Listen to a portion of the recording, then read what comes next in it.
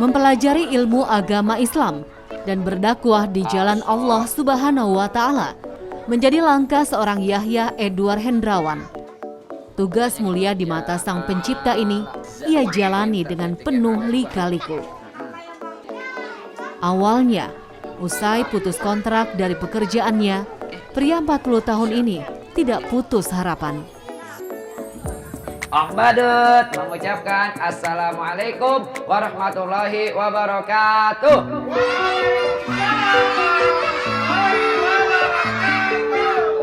Tahun 2010, Yahya mulai menggeluti profesi badut, namun nasibnya tak selalu mujur.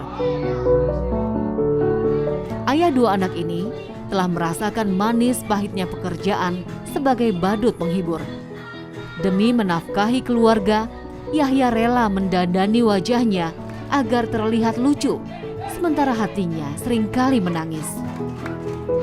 Kontrak habis, nggak lama habis. Jadi gonta-ganti kadang nyari kerjaan kembali.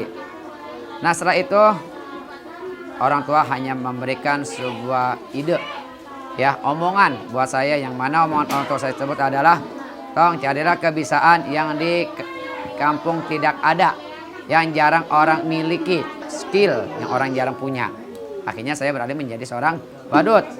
Waktu itu kalau nggak salah di sekitar tahun 2010-an. Setelah itu saya badut biasa. Saya cuman mengisi badut acara ulang tahun saja panggilan. Sambil saya menjadi badut ulang tahun, saya bekerja, saya juga sudah mengaji di waktu senggang saya. Saya mengajar ngaji untuk mengharapkan berkah.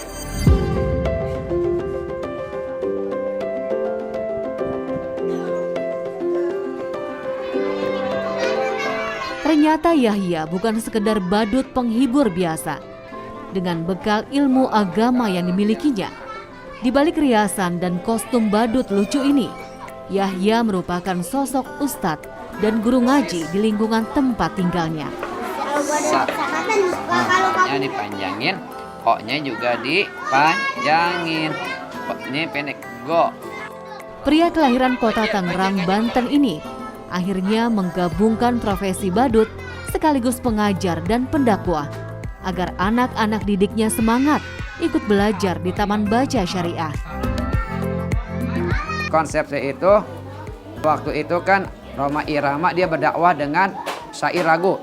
Nah saya ingin berdakwah dengan kostum badut seperti ini. Pas banget, guru saya juga dia punya konsep juga. Saya suruh berdakwah dengan Abu Nawas modern seperti ini. Berdakwah dengan yang ceria, fun, yaitu untuk mengajak anak-anak untuk mengaji, datang ke majelis taklim agar mereka demen datang ke pengajian, mereka demen untuk belajar, mereka demen untuk membaca buku. Maka saya dikemas seperti ini menjadi sosok badut syariah, yaitu mengajar ngaji menggunakan kostum badut. Tujuan cuma satu, menarik anak-anak agar mau belajar, bukan lelaguan, bukan. Menjadi sosok Ustadz Badut yang terlihat dicintai murid-muridnya, ternyata juga telah melalui ujian yang luar biasa.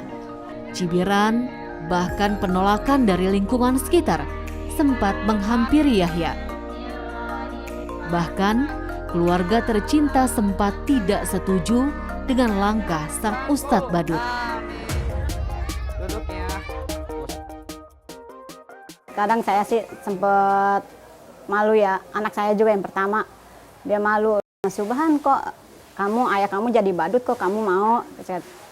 Saya gini aja, daripada nggak ada kerjaan jadi badut, daripada nganggur kan, coba aja jalanin kita pelan-pelan, terus lama-lama kita nerima. Biar pendapatannya sedikit, tapi kita alhamdulillah buat makan cukup. Istri yang sudah mendampingi Yahya selama 14 tahun ini juga sempat menolak profesi barunya sebagai ustadz berkostum badut. Melihat kegigihan Yahya melakukan kebaikan dan syiar agama dengan cara yang tidak biasa inilah akhirnya membuat hati sang istri luluh. Mungkin dia rezekinya dari pekerjaan jadi badut syariah, nggak apa-apa orang mau ngomong apa juga, yang penting kita ikhlas aja jalannya. Berawal dari profesi sederhana, Yahya menyimpan cita-cita mulia, yaitu membangun taman baca syariah yang tak hanya menjadi impian semata. Berawal dengan menjalankan program rutin mengajar anak-anak dengan kostum badutnya, kini Yahya berhasil menjadi sosok Ustadz Badut yang dinantikan di Taman Baca Syariah. Saya punya pesan dari amanah guru saya. Yahya, pengen punya taman baca? Mau banget. Program dulu jalanin. Jangan instan dalam pembangunannya. Program kamu aja, bangunan apa adanya. Dulu masih kandang bebek nih. Saya tetap ngajar-ngaji di depan. Ini masih kandang bebek. Saya tetap ngajar-ngaji di depan. Ya, pelan-pelan. Nah, akhirnya apa? Program saya jalani, saya keliling, ngajar-ngajar guru kepesertaan ini. Sedikit demi sedikit Allah kirimkan orang-orang baik ya untuk melakukan saung segala macam seperti itu. Yang penting program dulu jalan, bukan bangunan mewah. Buat apa bangunan mewah taman baca kalau program tidak jalan? Lebih baik program jalan, bangunan akan mengikuti. Taman Baca Syariah yang berlokasi di Kota Tangerang ini kini ramai dibanjiri kedatangan anak-anak untuk menuntut ilmu. Selain daya tarik Ustadz Badut, ada sosok lain di Taman Baca Syariah. Yang selalu dinanti ialah bacil atau badut cilik.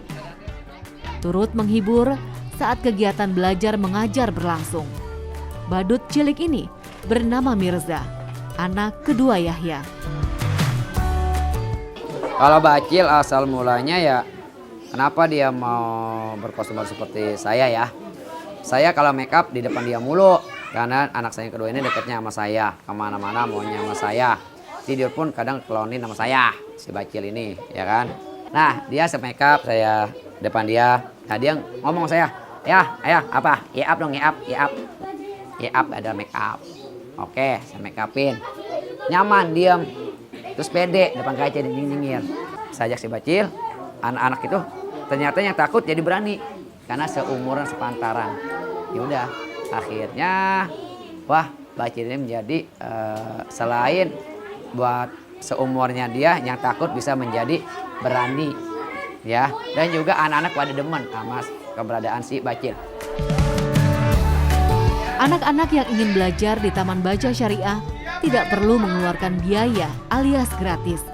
Relawan pengajar dari sekolah lain serta teman satu profesi badut juga turut mendukung kegiatan edukasi ini.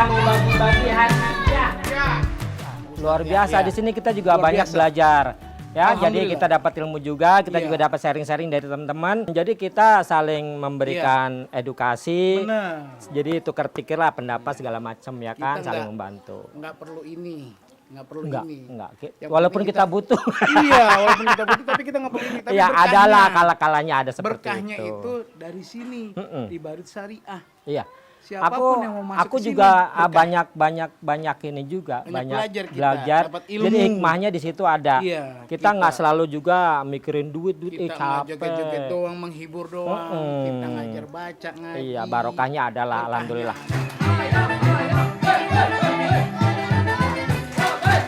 Saya sih membantu untuk mendekatkan anak-anak biar anak-anak itu lebih senang bermain sambil belajar dan bisa lebih melatih keberanian anak-anak. Sosok Om Badut yang gemar menghibur juga dikenal sebagai guru yang penyabar. Semangat inilah yang membuat relawan dan anak-anak senang untuk belajar di Taman Baca Syariah.